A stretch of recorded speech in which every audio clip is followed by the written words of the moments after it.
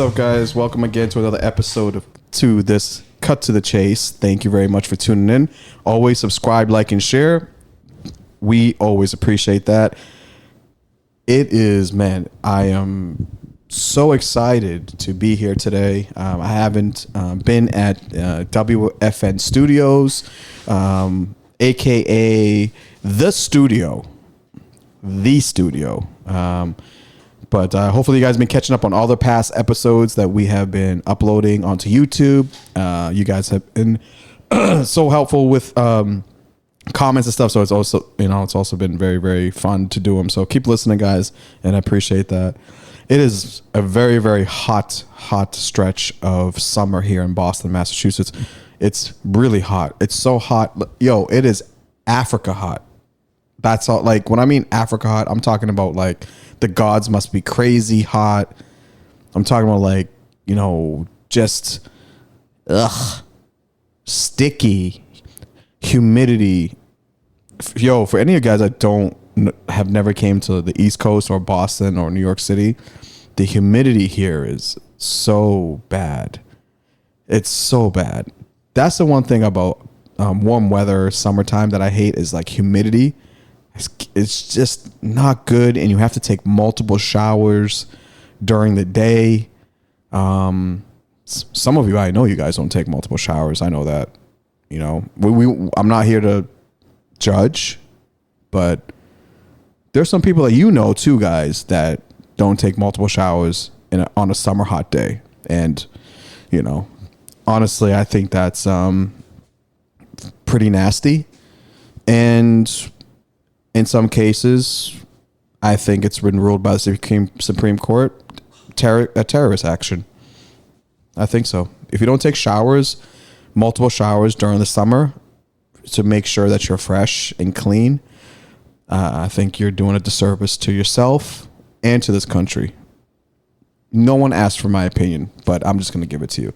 The reason, there was one guy when I was coming home from a gig, his armpits, like when you're on the bus, have you guys ever been under a person where their armpits are above you and they're like holding the, whatever it's called, the overcarriage or the under, whatever the heck it's called, and the armpit is just exposed right in front of your nostrils and you can't get away? This guy's armpit, I've never smelled a stench. The odor, I'm gonna tell you right now, if I don't know what monkeypox is, but if monkeypox had a smell, that's what I would envision it to be. It was the nastiest, crudest, just ugh. It's just, in his sweat, you could just tell it's all of him.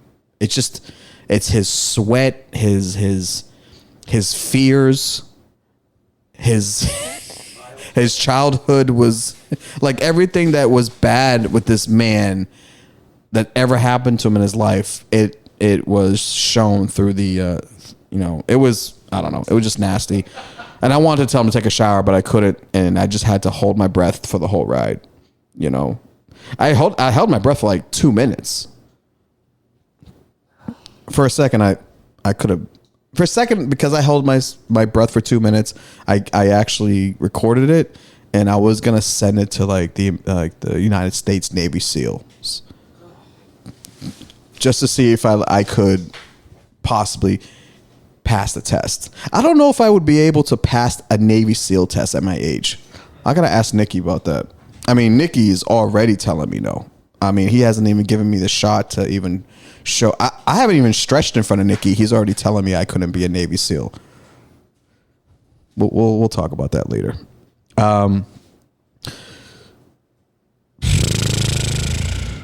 Interesting week. I went to, actually, I haven't gone yet because I just realized that we're doing this podcast before it happened. But I'm going to Alicia Keys' concert tomorrow. Yes. Gotta go see my boo Alicia Keys. I'm very excited about that. The only thing that I'm worried about is the humidity because it's outside It's an outside thing. So I don't know. And but I gotta go see the. I mean, summer's almost over, guys. What the fuck are you guys doing? Honestly, I mean, we only have about like another month of summer, and then it goes right into just really cold weather. I mean, where I am, I don't know where you guys are, but I'm trying to enjoy the rest of my summer. I'm trying to be, as the kids say, outside.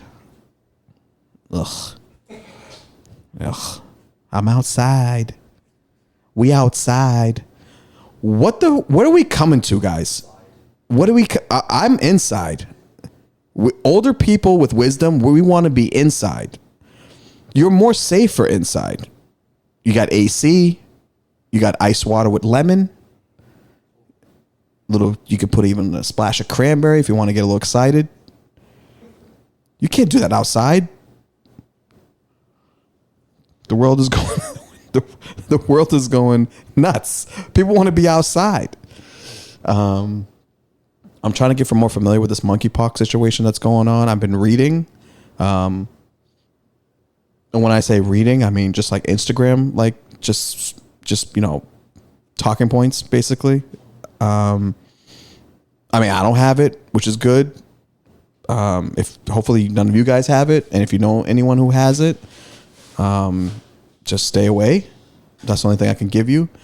I felt like that should have been the report that should have been given by Fauci. What I just said. Stay away. If there's like a virus and like bad health shit's going on, why does like Fauci have to make this whole like speech tutorial that goes on for like 24 hours? Just say, hey, shit's happening. You see the person next to you that looks like that, stay away. Until they get better, just stay away. And it would have condensed everything. If he just said everyone stay away from everyone when the coronavirus like was hit, we would have been better. If he just was like, yo, stay away from people. Just stay away. Don't tell them how to stay away. Don't tell them what to wear to stay away. Just say, yo, stay away. See what this dude looks like? If you stay next to him, you could look like him. And then people would get it. You know what I mean? Anyways, I'm running for the next CDC director. But anyways, I want to bring in Nicky in because I haven't seen Nicky Neighborhoods in a little while. And I want to give Nicky Neighborhoods a round of applause. Now, Nicky went ahead and jumped the gun and gave the applause. I never. You didn't say when. I didn't tell him when. I didn't even mention the reason of the applause, but he went ahead and gave him the applause. Trying to use that soundboard for the last like month. As soon as I came into the studio, your finger was on that. Chase is here, everyone. Well, thank you. Double tapping it by accident. Well, to be honest with you, no one really applauds for me when I come in anywhere. So I look forward to this all the time. I appreciate the applause. Nicky, I appreciate the temperature of the studio. There's a nice, tranquil, cool temperature in the studio. I'm looking forward to you creating the studio the way you want. Yeah, I want to create a studio, and I want to see. I treat the studio like I have more than one, comedian or artist on my, well, not on my network, but like the goal someday maybe would be to have multiple podcasts under the studio moniker, He's got goals, ladies and gentlemen. So I want to create a studio as if it were, one of the great recording studios. I don't know the name of any studios that people go to record at, but I would imagine that there's some iconic ones. The temperature's got to be right. I'm going to put a fridge right there, bottles of water. Okay. Fiji? Fiji or Evian, you get your choice. Okay. Or Aquapana. Now we're talking. Because we might want to do some Latin podcasts. Yeah. Topo Chico. That's the four right there. That's, in my opinion, that's the only four waters. I'm not gonna lie, Nick. I've been wanting to say this for a long time. First of all, I love the benchmarks that you have for yourself. Mm-hmm. They're good. Mm-hmm. The production benchmarks that you have going on, mm-hmm. I love it, and I'll support you in any way that I can. But I mean support pretty much drinking all the water. But I've been wanting to say this for a long time. You definitely have the ability to do that. But also, I was like thinking about this the other day. I was like, Nicky Neighborhoods kind of has the energy and the look by someone that you could always ask to take a walk in the mall. Always. Right?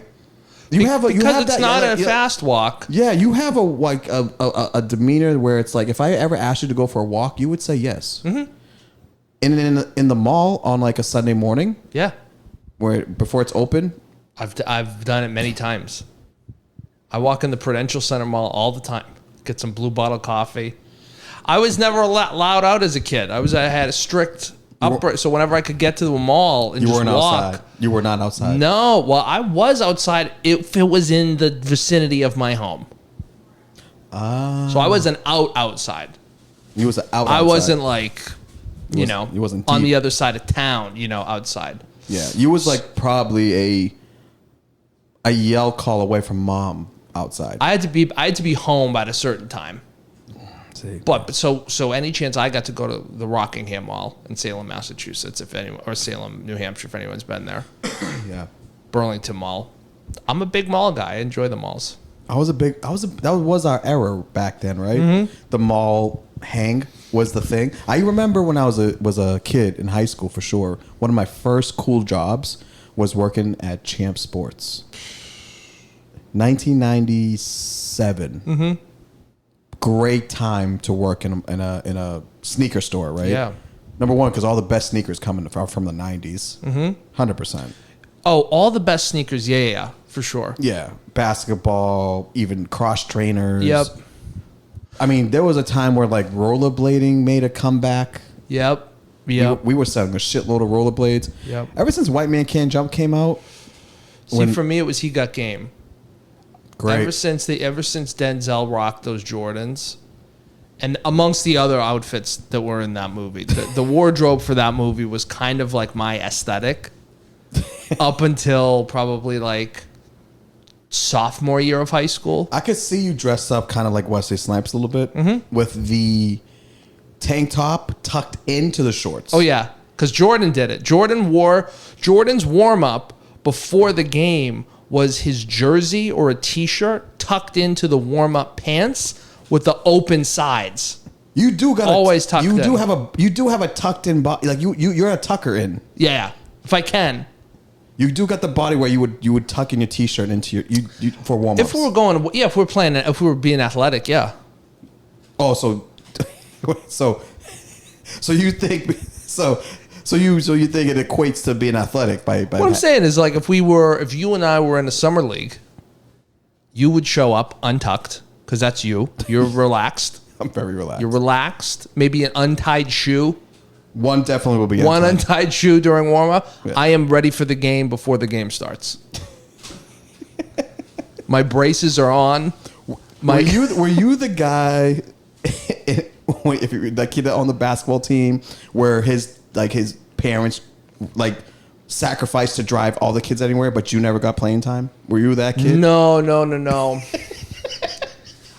No, but I know the kid that you're talking about. You know the kid I know the kid I'm talking about. I know the kid. Like, nice kid. About. There's always that kid that has a parent that's willing to do everything. Yeah. Let's.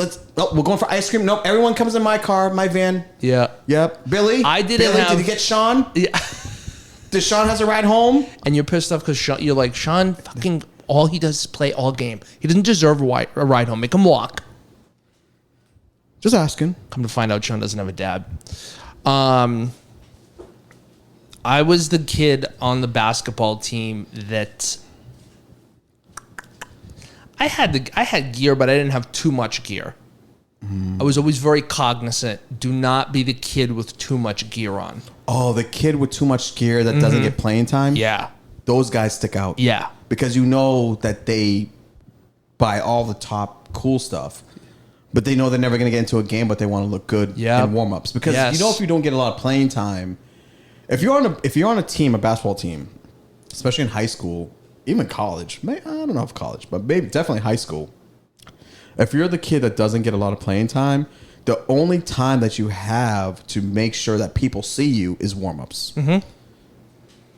You need to figure out what layups you're doing. Those kids will never shoot a jump shot. It's always a layup if they can dunk, which they can't because they'd be in the game. Yep.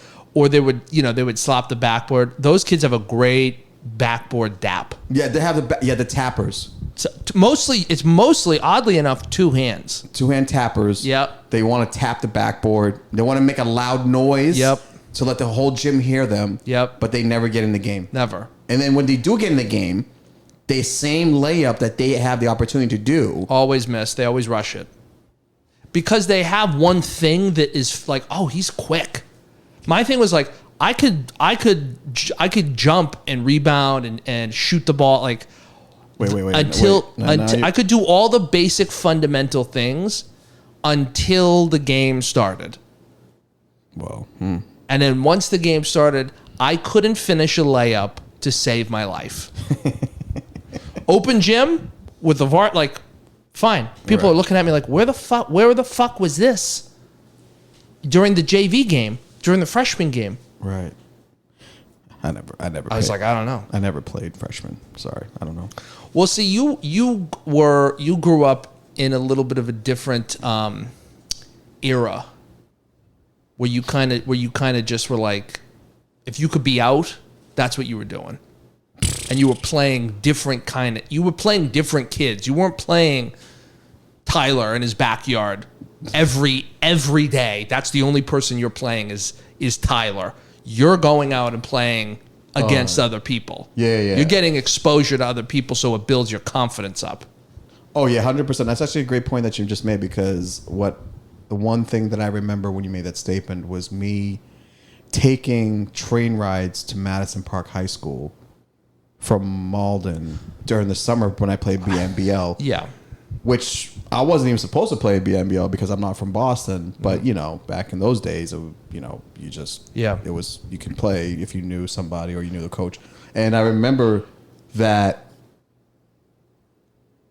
my basketball IQ and just skills elevated just by one summer by coming into the city, by playing like, basically, yeah, I was probably the best at my high school, or one of the top. I'm definitely the top 5 in the high school because I was a starter. Okay. But,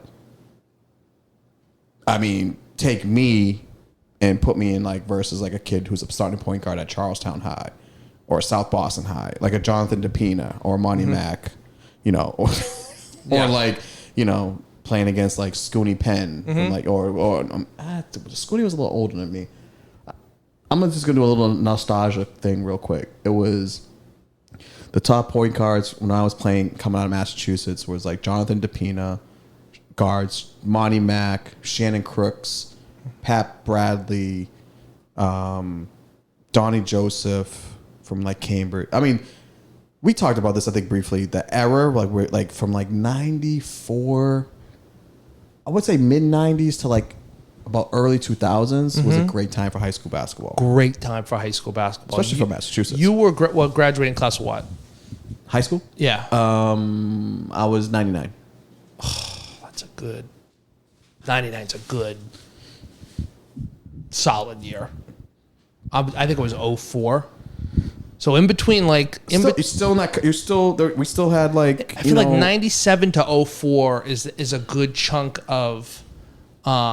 serious high school talent in Massachusetts. I remember this kid, Scott Hazelton. He was that class. Oh, yeah. Scott Hazelton. I know Scotty. that. Yeah. I know Scott. We played against Scott. Yep. Scott was a freshman when I was just like... The McLaughlin. Everything for me was up in the Merrimack Valley. So it was all like... I forget the kid's name. McLaughlin, the Vetranos, like a bunch of like... But like... Were they wise guys? We were... Yeah. We would... But like... We were the white kids that just hustled hard. And so we would go and we would play, but we would have to take so you said something earlier. You had taken the train. First of all, when you take a train to a sporting event and you're going to participate in it, you're not getting back on that train without leaving it all there. Because that train ride home sucks. That is not a fun train ride home. And it started when I was very, very young.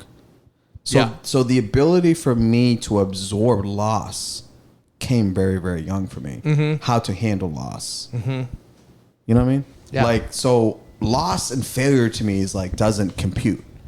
You know what I mean? Mm-hmm. You know, when someone's like, hey, just try. It's like, nah, man. You ask someone, or if you overhear someone saying, hey, man, give this a try. You know, and they're just like, nah, I can't do it. I don't want to. What if I don't make it? What if I, and I'm one of these people like, and? Oh, see, that was me. I was like, I'm not even going to try and play varsity. I'm just going to go play volleyball. I ended up playing volleyball in college, which I don't think is something you necessarily brag about. But good calves, maybe. I could jump. Like I said, I could jump. Yeah. I could do the things To keep me active. But there was no pressure because no one gave a fuck about volleyball. Smaller ball. No one cared. Yeah, smaller ball. Could dunk it, yeah. I'm like, oh, I can finally dunk. Yeah. But what I'm saying is like, being pushed, almost being pushed into it of like, okay, Chase is here, blah, blah, blah, blah, blah. This is us. We're going to run. Get ready. Let's go. We're going to go on after these guys. The element of that, you have to, if it's not around you, you have to create it in other ways. It's really tough. Yeah. Create it. Also, if you can't create it, if you can't create it, at least put yourself in that environment. Go and to just it. Go. Yeah. And then you'll eventually figure it out. But that's what, and then again, this kind of hovers around with the idea of like, with what's happening now with people who are just like just breaking, like they're just falling apart over things that are just seems like not that hard to fall apart for. You know what I mean? Like it's just like why you like just some people now are just like just getting way so anxious and they're like whatever. It's just like I'm just like, dude, it's okay to fail. Like you have tomorrow. Like, you know, it's like I think we talked about it. It's like people are afraid to like make a mistake. That's what I'm talking. We talked about that on a few episodes before, and it leads into that. So me going on a train, going to the like coming from it'll be like an hour. Then you got to wait for the game before. Mm-hmm. So now you're watching like really great players before you, you know, and then you have to be like, oh shit, I got to play at least up to this caliber. Mm-hmm. And then if you win or lose, then you take on whatever that emotion from that. Then you got to deal with the ride home. Mm-hmm. Now you're by yourself on the train. You're like, oh, damn, I should have made that pass better. I should have like, you know. And now when you get home, now you're probably like an hour late. You should have been home from your parents. Now you're not only did you lose at the game, now your parents are yelling at you because you're being late. I'm already stressed out just thinking about this whole event. You're already getting stressed out right now about it. I'm like, so then, but see, I think that is what when I have a kid, like that's the thing I want them to have. It's so hard. It's so hard to create that pressure and that freedom. Yeah. It's very hard to create pressure because I think there was a lack of pressure. I'll just, for me with sports, there was no pressure. It was, do you want to play? Then go play. If you don't, you don't have to. Well, you know? Yeah. For you, so that's different. And there was no pressure. Yeah. And there was no pressure to, if you don't do good, you just go play another sport or do something like that. Right. I feel like when you live in a city, that's fair. Because you know, it's not like I lived in a complete bubble. I would, we'd go to Lawrence, we'd go play in the summer league, and it doesn't have to be Lawrence or Dor. I'm just saying a populated. I had to do that one. It just has to be a populated city where kids are gonna be looking at you the next day, being like, "Yeah, I saw you play yesterday." Ooh. Yeah. And that pressure of like, okay, you suck too, and then you go back and forth, and then tomorrow, okay, so we sucked, and then I feel like when you kind of live in a bubble, it's a different kind of pressure. It's like, don't fail, you can't fail the next time. It's like, it doesn't matter. Just keep going. I mean, I remember like coming up in high school where we had to deal with I had to deal with the pressures of like the students that were in my high school. Yeah. Peers. The ones that were just like, you're not going to make the basketball team. You're not that good. You're not going to make varsity. You're only a freshman. Yeah. You got to deal with that, right? First, then you deal with like your environment, the pressures of your environment every day. Mm-hmm. Then once you deal with that, then you got to deal with the pressures outside your environment. Mm-hmm. Right? Then you go and deal like with different people from different cities, So I'm very fortunate. I was thinking about this the other day. I was thinking like, man, I'm actually pretty grateful that I've experienced like the things I've experienced. You don't really necessarily want to acknowledge that when you're going through it, because you're just like, this is shit. Why am I going through this? I don't deserve this. But as you get older and you start kind of figuring out how to balance, you know, your life, you start asking yourself, okay, why am I like this? Versus why these people, you know, you start thinking about your past and you start saying, I'm like, oh, okay, this is the reason why I'm like this, because, you know, I dealt with this, you know? So I guess my point is like, I'm very fortunate that I was able to start young with knowing about like just work ethic, pressure, how to handle pressure at a young age, you know, 11, 12, 13 years old, you know, going to like playing. Dude, I guess to just really sum it up for this particular segment of the episode, sports, I think, is so important for kids. I feel like it teaches you how to work in a team environment, how to handle pressure, how to handle things that are going well, and how to handle things when they not go well. So I always advise, you know, parents who have kids or want to have kids, man, put them in some organized type of situation. Individual sports are good too. If you're just not, I get it. Like if you play golf, if you swim, I get it. But you still need people. You need good coaching too. That's the thing too. I think is important. Is like you're not going to be good at all these things. That's the thing. Like I was never the best athlete, but in some instances, I just had really good coaches where it's like you don't have to be a power hitter. You just have to make sure that the ball doesn't go past you if it's hit in the outfield. Yeah, you don't want no. That will help us do these other things. You're a big part of the team, and you have to do this. You're the type of dude that you're just like, okay, I want to know enough athletic ability where if I'm playing right field, and I've never got a ball hit to me all game, I have at least enough athletic ability when that ball gets hit to right field to me that I'm gonna make that catch so I don't embarrass myself in front of everyone. I should have been in theater. That's what I'm saying. Clearly, I was not the best athlete. No. I mean, yeah. What you were saying, I think, is like, you know, there's a big mental aspect to sports, right? Kids, for me, I was in my head every second of every fucking tryout. Well, there it is. Of every second, every time I was on a court or a field or whatever, I was just constantly, don't screw up, don't fuck this up, don't do that. And then it's just like every single second. I never was like that. Yeah. I can't, I'm trying to understand. What I'm saying, and I think the point that I just connected is because you have to worry about getting on the train, you have to worry about getting to the field, you have to worry about, there's all these other things that are added to the fact of like, oh, I also have to play good. Yeah. I want to play good. So when you're forced to manage all of that, you kind of let go of the little insecurities. Well, I think I left it completely out. Yeah, I left all my insecurities out when I played sports because everything that I had to deal with outside from sports was way more realer than what actually I was doing on the court. Yeah, you missed the train, you can't go. Yeah. Or you gotta wait, or you're late, you know, whatever. It's like. So when I played, it was all just free. It was just I wasn't thinking at all. That was the reward almost. Being able to just go and play and lose yourself in the hour of playing, because then it's like, fuck, I gotta get back on the train, I gotta get back on the red line, I gotta do this. I gotta deal with my mom, like, telling me this is stupid, you're not gonna make the NBA, you're fucking 5'7", like whatever. Trying to convince her I am gonna make the NBA. That was a thing. I would do anything to hear your mother tell you that you're not gonna be in the NBA. Oh, I just can't imagine. Moms are just funny in that way when they have to break it to their kids that it's, you know, you can be things, but that this thing is not what you're going to be. The whole time, though, I was really... the whole time, I really thought, though, that I could have made the NBA. That's the thing. Like even to this day, there's a part of me that's like, hey, you know, I could probably do it. This is the best part. But this is where, you know, there needs to be there's a spectrum. I'm clearly on one end of the spectrum. Chase is on the other. There needs to be something in the middle. What I'm saying is, I'm not saying that I could be like. No, you think you could play in the NBA right now, like a LeBron James.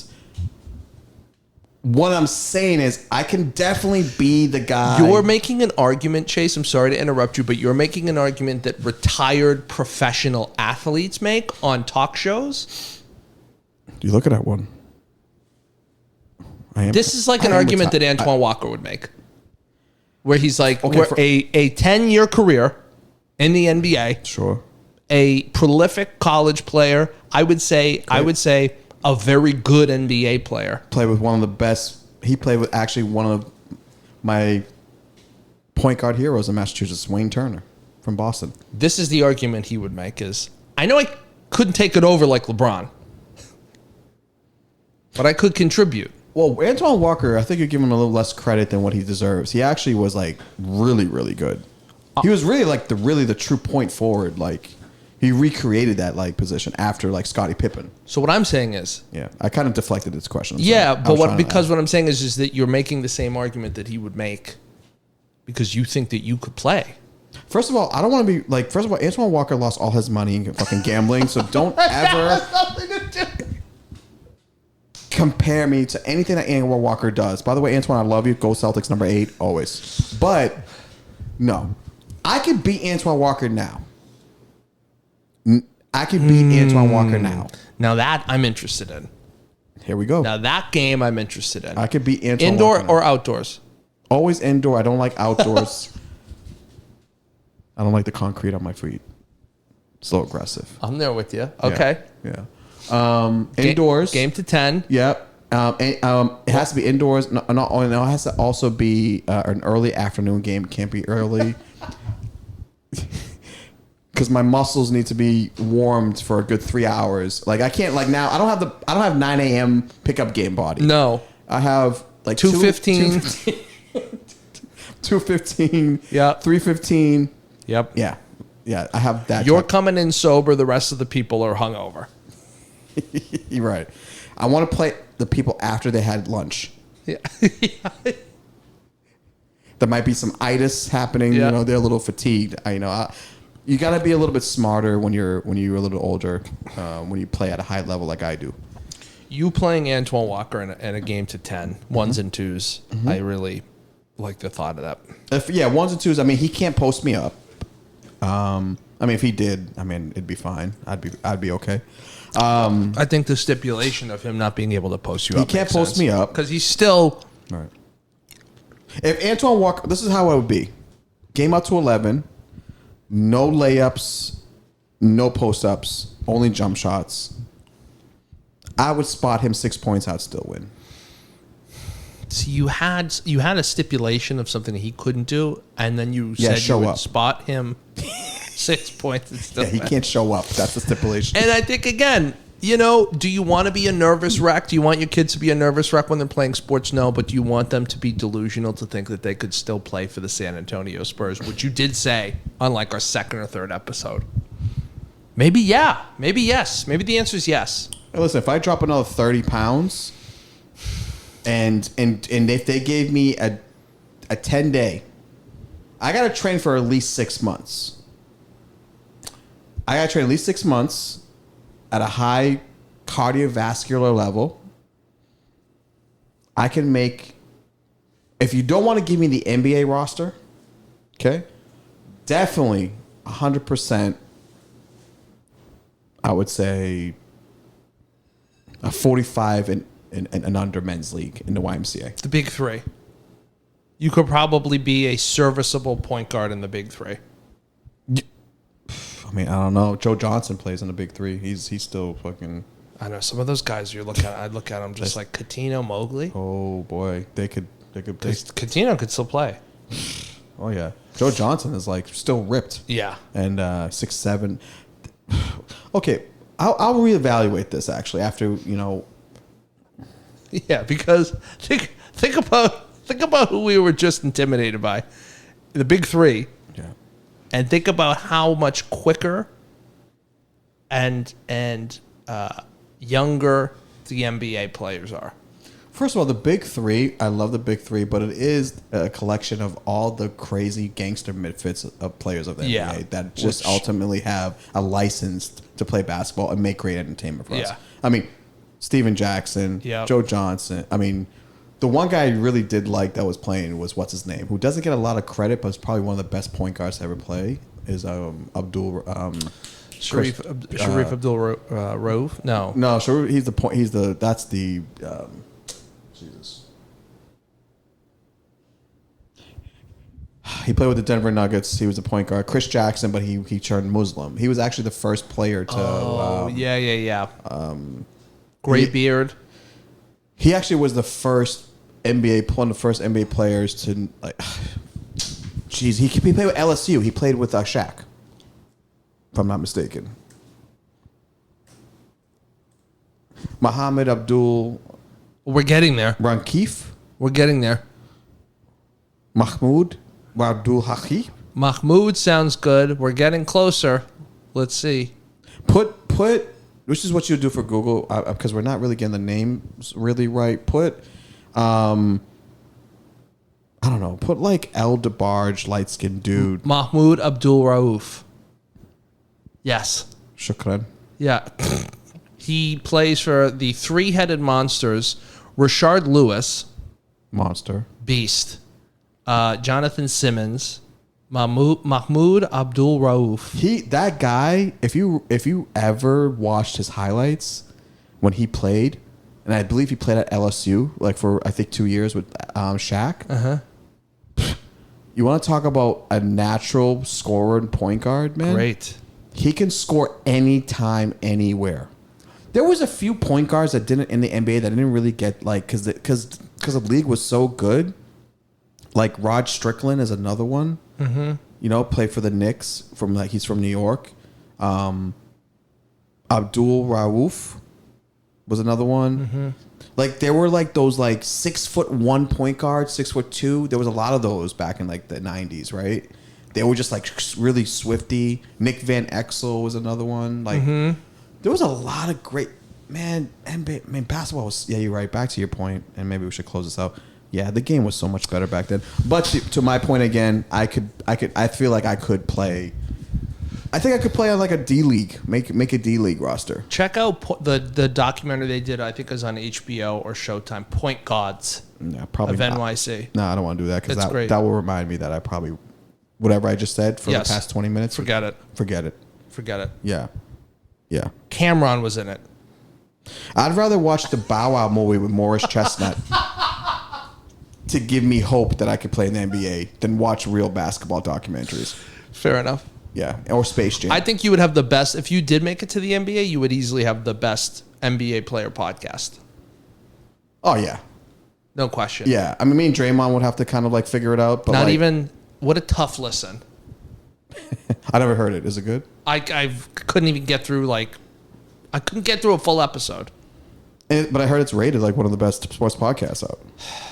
Is that because of like just Listen, if you you don't have to comment. If you want good sports podcasts, Up All the Smoke with Steven Jackson and Matt Barnes. JJ Redick's podcast. Love JJ. Old Man and the Three. I like JJ. Quentin Richardson and Darius Miles. Yep. Knuckleheads. Yep. Those are the three for me, the three best sports podcasts out there. Oh, and obviously the Pivot and I Am Athlete. Those are like my top 5 sports podcasts. First of all, thank you. And I'm not going to say why. It's not February. There seems to be a bit of a theme with your choices. I did have my YouTube up, and it was TK Kirkland performing at the Linwood Diner in Brooklyn. Okay. Casually just watching that. That was not up by design. Those are great podcasts. Bill Simmons, obviously, that's that's a good one. Yeah, he's been around for a while. There's some really good, and then there's a lot of other ones on people are doing independently that are like that are well to do. Listen, I'm a sports person. Grew up on sports. Sports saved me in many ways. I'll always talk about sports. Sometimes I'll talk a little too long about it, but what are you gonna do? You like your things, I like mine. What are you gonna do? Okay. You doing stand up? I just started booking dates for September heavily. So I took some time off doing stand up here and there, but now the gears are starting to move. So I got some dates in September that I'm lining them up, and next week, once I have everything finalized, I'll release all the dates. But as of right now, I have September 21st. I'll be in Plymouth at the World Tavern in Plymouth, September 21st, doing a show there. That's on a Wednesday. I just got booked to do a show in New Hampshire. Sorry. I'll be in New Hampshire in September. So yeah, thank you for asking though, by the way. How about you? Where you at with it? Open mic's been writing. There you go. Yeah. Have you gone? Getting back. Have you gone? Getting back. I haven't gone yet. No, I've just been preparing, and I think we'll do like a little bebop. Just all the haunts, the haunts. Gotta start. Yeah. My goal is to be by winter, hopefully. Get something going. Yeah. Get something going, and catch a show. See if I can get on a show. Yeah, maybe you can come. Maybe you'll come. Maybe you can come to. Maybe you can come to Philly with me. In Philly. Love Philly. Yeah, maybe come to Philly with me in September. Or West Palm. I got that in the books too. West Palm's good. If you want to come to West Palm. Palm. What a different. I didn't mean to. I'll go to both. When you said Philly, that's like, whiplash. goes nice. I And love once that. you say West Palm, you sprout right back up. Fucking bougie bitch.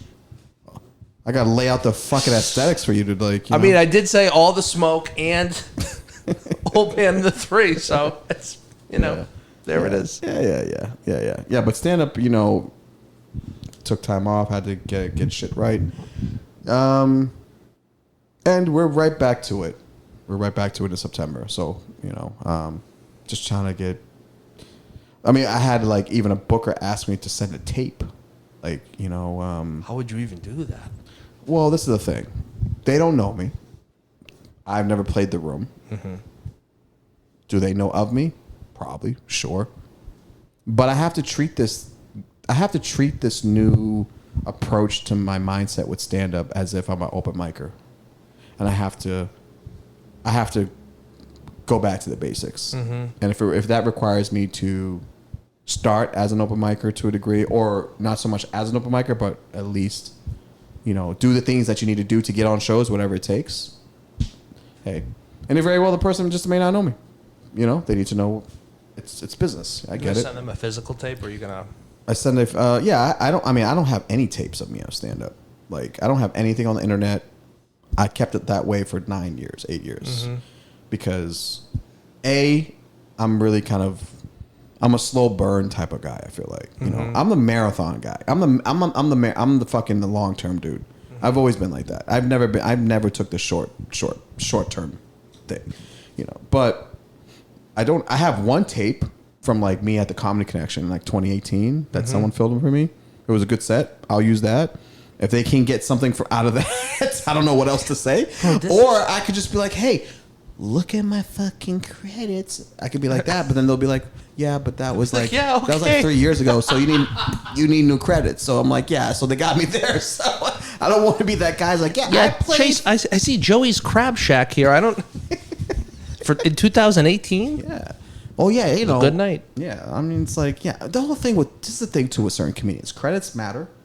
It's earned, and you should always be unapologetically proud of what you've done. But sometimes I also feel like people still lean on like really really older credits, and it's like it doesn't force them to come up with like new material, or they just. If you understand what I'm saying, there's a behavior. There's a behavior for people that are doing it, and people that are not doing it. And have to be honest with myself. I kind of put myself in like not doing it category. Yeah, I mean, you just asked me if I'm going to Mike's, and I'm like, no, you're not doing it. But when I do it, it's like night and day. It's like, why the fuck are you not doing this continuously? You know what I mean? Because people are like, yo, you need to do this all the time. Yeah. Because if you do it all the time, you are going to turn the corner. Yep. But hey, what are you going to do? Life happens, shit happens. Go through shit. You got to. I wish I had the answers. I wish I was like, hey, I had a fucking great set. Someone saw me, put me on TV, and fucking it's off from there. Or I get 1 million followers, and it doesn't work like that, man. This stand-up comedy game is like you got to go through all the fucking. You got to go through all the shit. Yeah. Not wanting to do it, sometimes doing it, want to do it all the time. When and knowing to take break. I don't fucking know, dude. You're doing. Maybe I'll call Antoine. Maybe he has some advice for me. Yeah, well, I mean, Walker. I think after this podcast, he knows exactly where your mind's at. First of all, lace it up, Antoine. I hope. First of all, listen. Are you okay, Antoine? Do we need to send you a box of HelloFresh? Yeah. Because you let yourself go, and I don't want you to be that way. You know, Twan has a lot on his plate. He had figuratively and physically. Yeah. I miss Antoine. Yeah, I miss like the seeing fit fit Antoine. Yeah, because he always was a little big. Well, the confidence was there. Yeah. Remember Antoine Walker, dude? His confidence, dude. No matter if he shot fucking 23 threes when contested threes, which I hated from him. However, he still did. He never cared. There was one thing about that guy at one point where if you looked at him, you could be like, his confidence is not lacking. No. Even in press conferences and things like that. And then for some reason, it kind of dwindled. And maybe that kind of fell around the time where the money thing, I don't know, or he was getting traded. Who knows? He had a lot going on. I think Antoine. Those types of players, I think Antoine could have crushed in this era.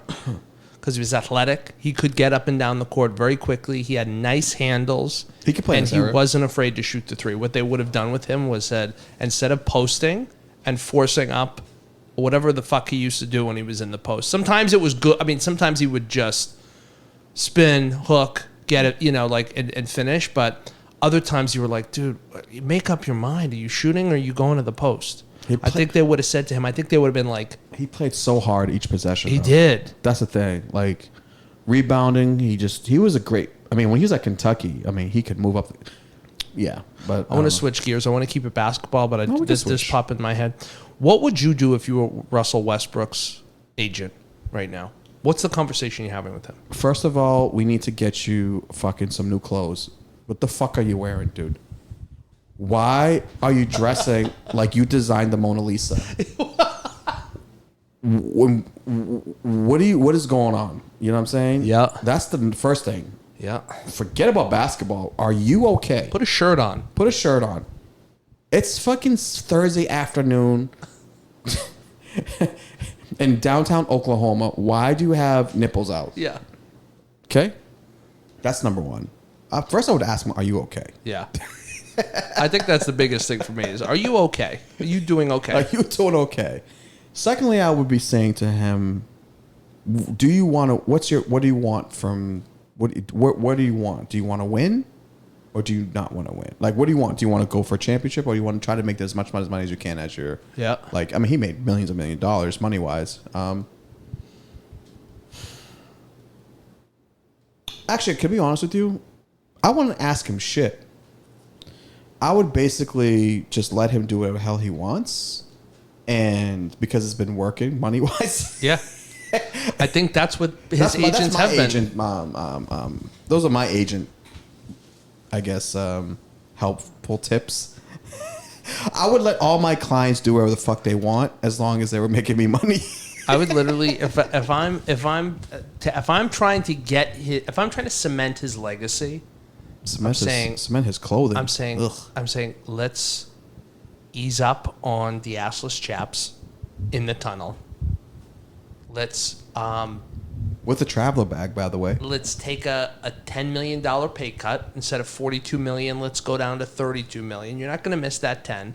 They're going to be able to add some support players, and it's going to be a show of good faith to the Lakers. I don't think he doesn't with Westbrook. It doesn't matter how many good players are around him. This dude has been lucky to play with the best basketball players in the world for a long time. Kevin Durant, 7-8 years in Oklahoma. Mm-hmm. Then he goes to Houston Rockets, plays with James Harden. Mm-hmm. And then it's like now he's with the fucking LeBron James. How many good players do you need? So, it's not the players. So this would be it's you, Westbrook. This would be my second option. Fucking Cool Runnings fucking t-shirt. Senka, you did? He does wear nostalgia tees. Second option, Russ, is we're going to China. And we're taking this show international. Now, I understand this is a blow to your ego, but clearly sticking around this season in the NBA, once he gets through this year, because nobody's going to sign him to another max extension or whatever the thing is. He's going to be making very little money. Let's go. Come on. Ni hao. Ni hao ma. Strap up, we're going. And he's going to be making probably the same amount of money, maybe a little bit less in China. Yeah, but he's going to be a god. But there's a lot. There's way more upside than going to China than staying here. More kimchi. Yeah, bok choy. The food is exceptional over there. I think humbleness. You know, I think Westbrook is a humble dude. He comes from like the camp of like, you know, I think I don't know the guy. I really like him as an athlete. Yeah. He's one of the best athletic point guards that ever played in this game. I think he is dependent on that for so long. And I think now that it's going away, and now that he's becoming less explosive, he's like, fuck, I should have practiced. I should have practiced dribbling and shooting. Because he was able to fucking average the most triple doubles in NBA history just off of pure athleticism. Yeah, I mean, the guy's phenomenal specimen. Don't get me wrong. The game of basketball is more than that, though. Yeah. You know, the game of really a lot. It comes with a lot of team sports, not individual sports. Now, if he played an individual sport where he didn't have to rely on anyone else, then maybe it would have been a little bit different. Who knows? But if you're talking about purely from a team sport perspective, you need other people to help you. I mean, it takes a certain individual, you know? That's why I feel like LeBron James will always be on top of Kevin Durant as a better player.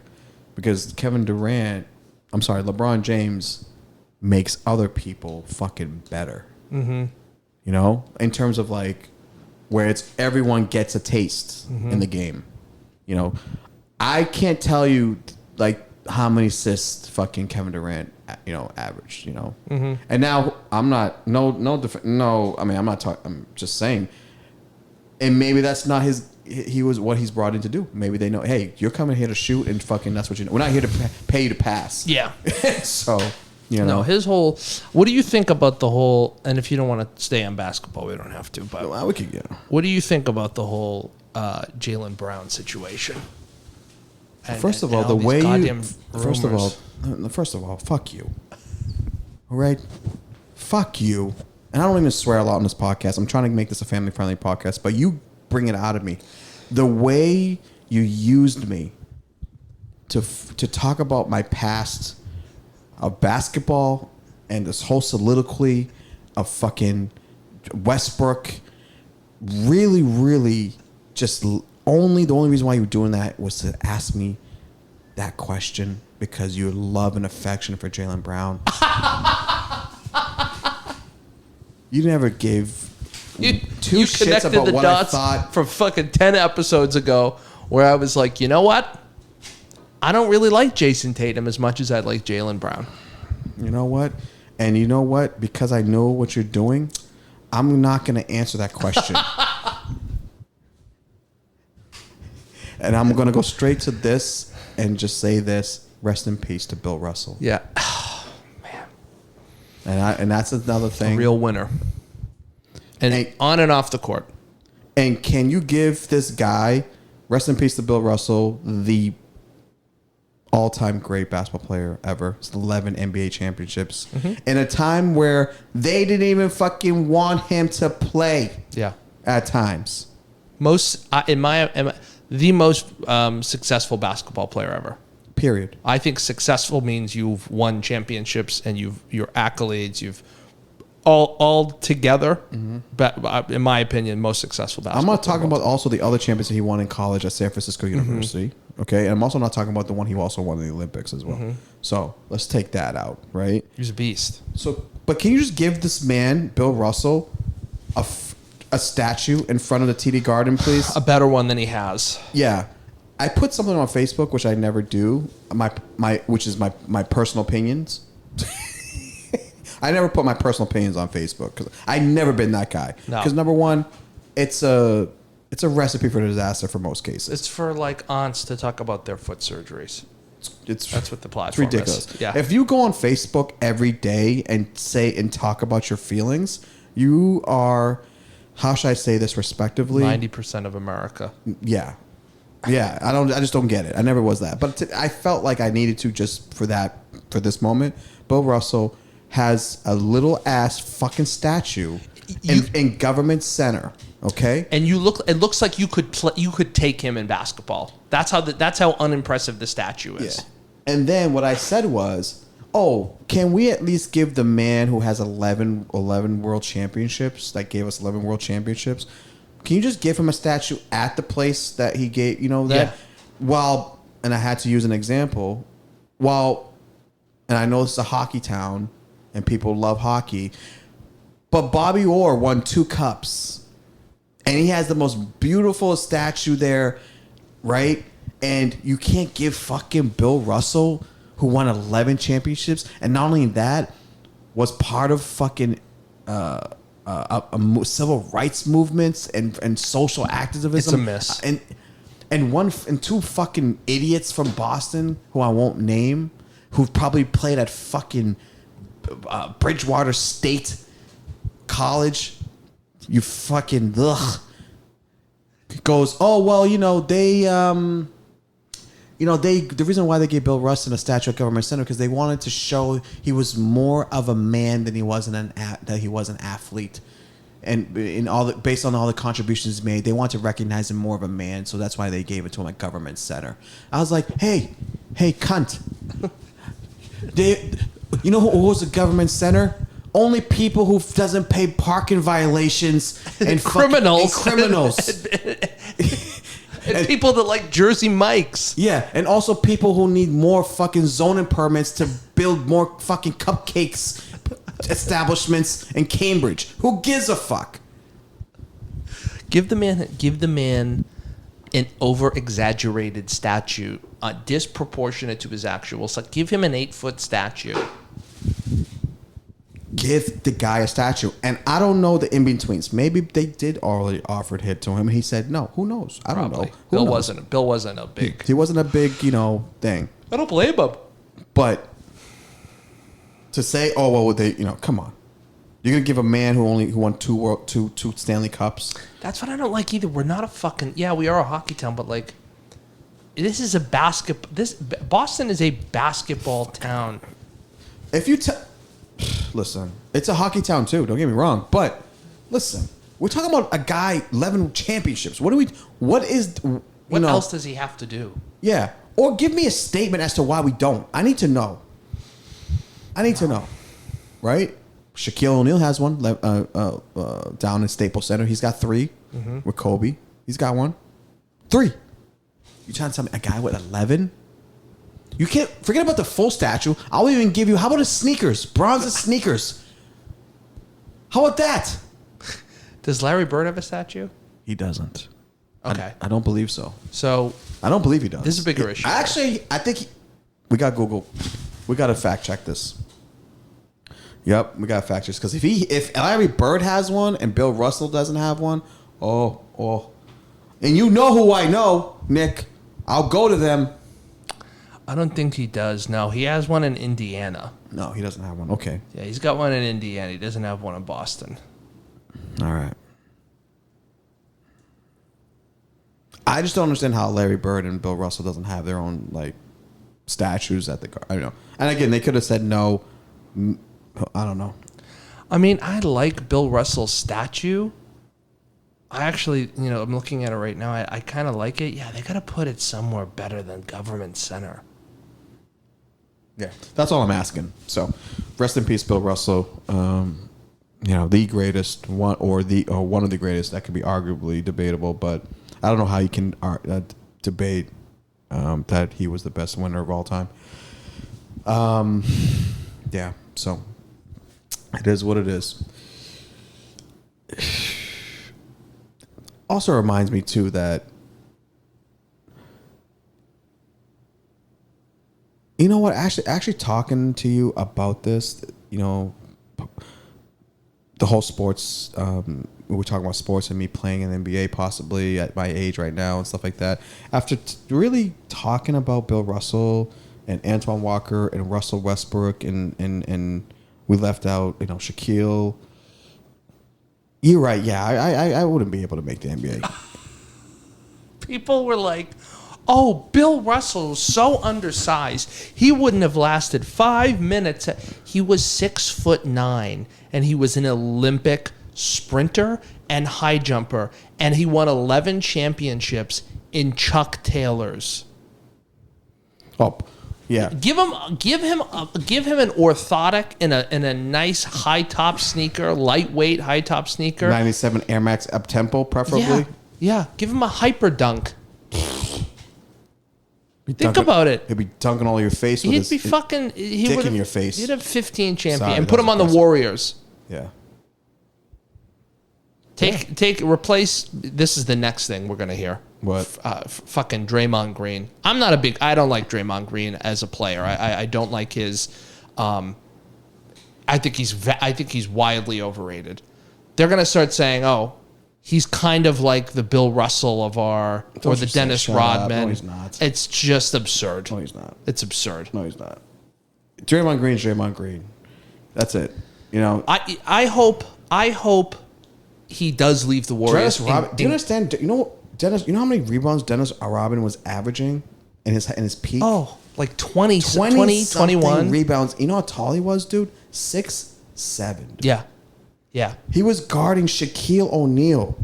Dude, he was guarding centers, bro. The difference between Dennis Rodman and Draymond Green is so the gap is so insurmountable. Dennis Rodman in his prime would lock the shit up of Draymond Green. He would just force him left. I didn't mean to open this can of worms. I would force you Draymond Green left at my age. Bring it. I'll come outside. I'll come to the Bay. I'll guard you so up close. It would be so uncomfortable. You would think I'm a great defender, and it just wouldn't be. You and I took all this shit. The moment Draymond Green's body takes up the entire doorway of whatever room we were meeting him in, we would completely change our tune. I mean, at that point, I have to. But this is though. Like, I have to like earn my. I would have to earn my disappointment. Yeah. That's how I am. Yeah. I don't like to not earn it. I don't like to quit, like not say, like, you know. That's the upsetting part is like, yeah, okay, I still think he's overrated. I still wouldn't, I still don't think he deserves a max contract. He's averaged 8 points. Like, he doesn't even break double digits. No. He is so significantly better than 90% of active basketball players that are getting paid to play basketball right now. Sure. That's how insane the NBA is. How much do you think I should get paid? I think you should make six figures in basketball somehow. Thank you. Now, I don't know if that means you're the best equipment manager for a professional team. Mm-hmm. I don't know if that means you're a practice player making $100K a year. And by practice player, like they need someone to shoot so that other players can get the rebound. But I think if an NBA GM is listening, which would be a pleasant and shocking surprise. There's a few. I think you're a clubhouse guy. You really could contribute to a clubhouse. You make things sound so good when in reality it's so bad. Like you have to. Yeah, I like that. Like you know how to give bad news well.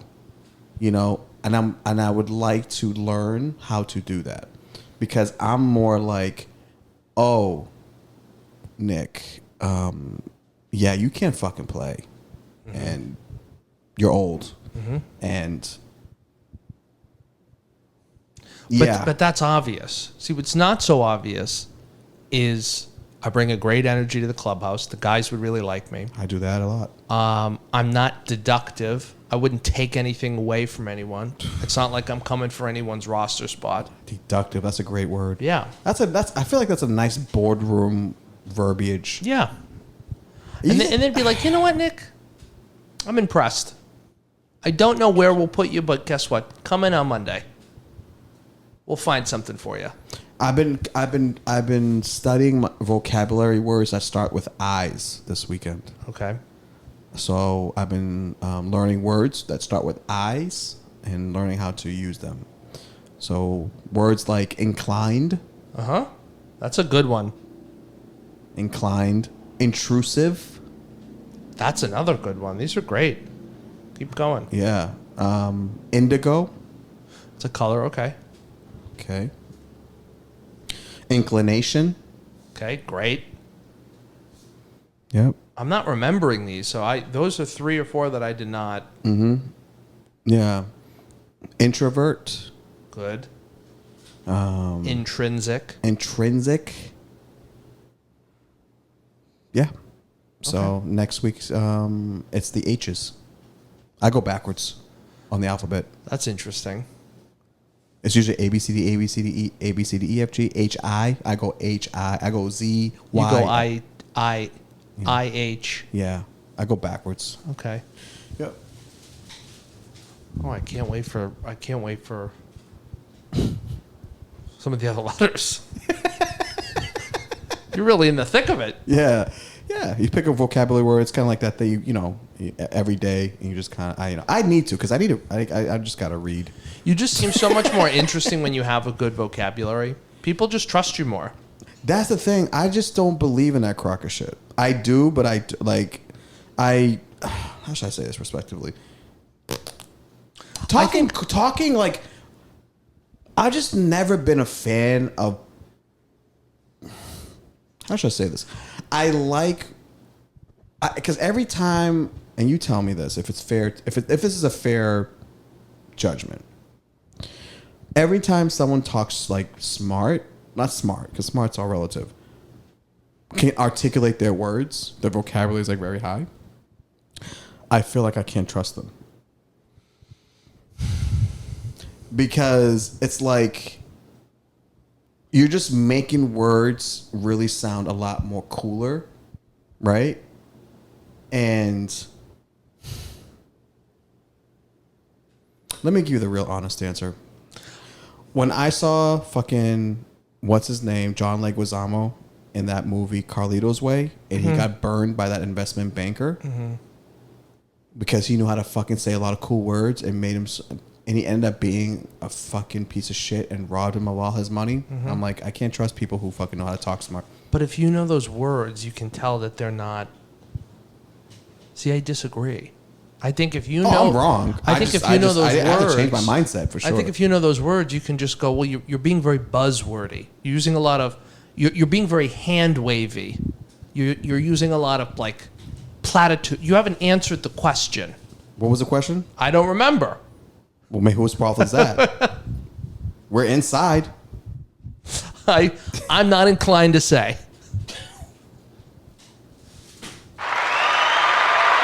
It doesn't really matter. I think a good vocabulary. I think it's needed. But you can tell. You could so tell when someone just learned a word. Yeah. When they just like got in. It's like a new piece of clothing, where you're like, you haven't worn that in yet. Right. You're still walking around like, I don't want to scuff this word up. Yeah. I don't want to put creases in this word yet because I'm just taking it out for the first time. Yeah. Yeah. No, I have a decent vocabulary. Yeah. I could, sauce it up a little bit at times. I don't know. Sometimes shit doesn't make sense. And I'll just say words that don't make sense, but people understand what I'm saying. And then I don't know. I write shit down. If someone says something where I'm like, oh, that's interesting, the way that you said that. Yeah. Where it's like, no, this person's a really good a good addition. Those sayings to me are just very interesting. And also, too, I met a lot of people throughout my life that, like, they know how to talk very, very, like, eloquently. They know how to articulate words very good. But it was just a mask of how really shitty they were as a human being. Well, there's a lot of those people, yeah. Absolutely. But I met all those people. I never... like every single one of them? Yeah, most of them have been shitty people. I haven't yet to... I met, along the ways, it's been more, not less, So I'm trying to, like, balance it by, like, meeting more... people who are more, real that can talk like that. My friend wrote me something. Like what's his name? Russell Brand? I'd meet him. He's great. He talks eloquently. He's great. Smart guy. Yeah. Real motherfucker. He's great. Vegan. Does jiu-jitsu. You know? Russell Brand's the type of dude where I feel like I gotta have him in my phone, where I feel like anything that you have a problem with, he'll know something about. He'll help you, like, you know? Yeah. Like, he's got that vibe. He wears beads. Any guy with long hair and beads and white linen, I trust him. Yeah, I like Russell Brand. He knows the economy of words. He knows how to use words so that they're effective. Yeah, I got to do that. And see, I think that's great to have, and you start with a word. You know, you start with the word, and then you just build on that. That's it. That's all you can do. You know, that's what I do. Well, I have to start with 2 words. Well, we're on the eyes this week. Shit. Well, we got to get to E's very fast, because emotionally vacant is a word that I need to start exploring. Emotionally vacant is good. I like that. Yeah, I'm trying to solve the problem, but you're being very emotionally vacant at the moment. That's good. There's been times I surprise myself sometimes here and there.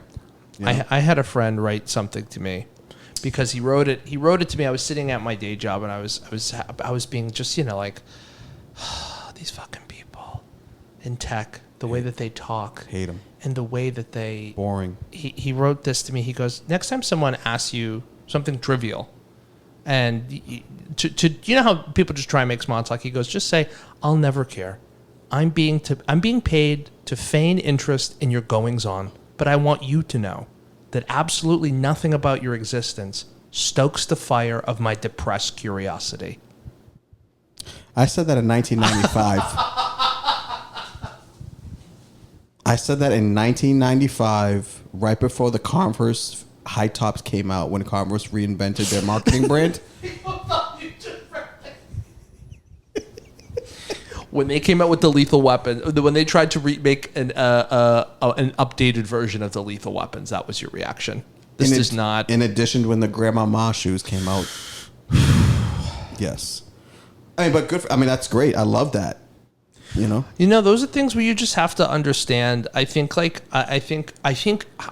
economy of words. I think the way that you use words and how intentional you are with things. You know, it doesn't have to be pretentious at all. I think it elevates a conversation, and I think it's for sure it does. 100%. You know, 100%. I mean, obviously, I'm also just being, you know, facetious when I say that. Bam. You see how I came back? Yeah. It was very subtle, and you introduced a pause there too to maybe think like, he's struggling to find the word. No, he's not. Nope. Locked and loaded. You know where I learned that? Being outside. Let's cut to the chase podcast, guys. Thank you for tuning in. We will be back with another episode. Please subscribe, like, and share. Nick, what you got for your social? Pain in my Assad. Check it out. You heard him. I'm at Chase Abel, ChasceAbel on Instagram. And guys, full alert announcement. I got a TikTok. I fucking got a TikTok. I created one. It's Chase Abel _comedian. And I'm on there. And supposedly it's good. And people get more looks, more views. I've been told that. The last clip that we posted up with Ivana Benetti, which is an episode I just did, a comedian, very, very funny, adorable. She posted a clip on TikTok, 20,000 views already. So, and Nick told me that before. Listen, I don't listen. I know I don't, but I'm starting to. Hey, guys, if you really want to advance your life in some things, you got to listen to your friends.